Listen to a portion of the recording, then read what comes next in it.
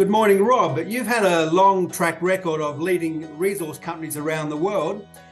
What was it that attracted you to take the helm at Asra? Yes, I have, and it's great to be back on West Australian soil exploring in the Archean around so many people that are active out around the Leonora region with Asra. It's really the rare earths package that Paul and the crew here at Asra have sort of discovered, together with an underlying gold resource, which gives it a solid foundation. So it's that new space of rare earths and the critical minerals that's really exciting for shareholders and the investment community.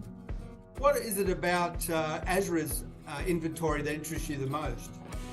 Rare earths is a relatively new sort of discovery through Western Australia, but it's got a lot of excitement. I took time out a couple of weeks ago to go to ANU in Canberra to the conference and just listen to all the government, academics and foreign governments leaning in to try and help Australia push the rare earths field going forward. So it's challenging again. It's a really good puzzle that Asra had around the Leonora region at Mount Sterling, with that gold foundation and the exciting new rare earths near surface discovery.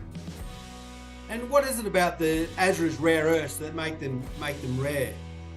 There aren't a lot of rare earths projects which are near surface associated with gold that have very low radioactivity and high proportion of the heavy rare earths, which is the value chain. There's a large number of rare earths which can get very confusing if you name them all, but you really just need to pick out the ones that are going to deliver value. And Asra's deposit, which is regolith hosted near surface, we're still working out how it's distributed and what the metallurgy is, but it's really exciting in that the heavies are concentrated. So there's a high value proposition there near surface, probably a low capex project that's really exciting. Politicians talk about their first 100 days in office. What will be your highest priorities moving forward?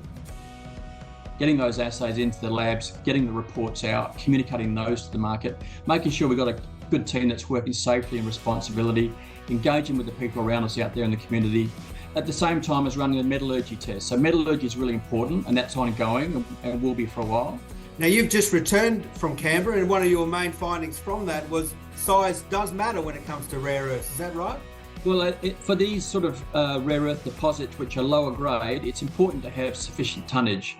So Professor Ken Collison and I and our other director, Matt Longworth, were walking up and down the whole property. It's about a 25-kilometre north to south stretch, and seeing if we've got elevated yttrium in PXRF measurements on drill samples and on outcrops. And it looks like there is.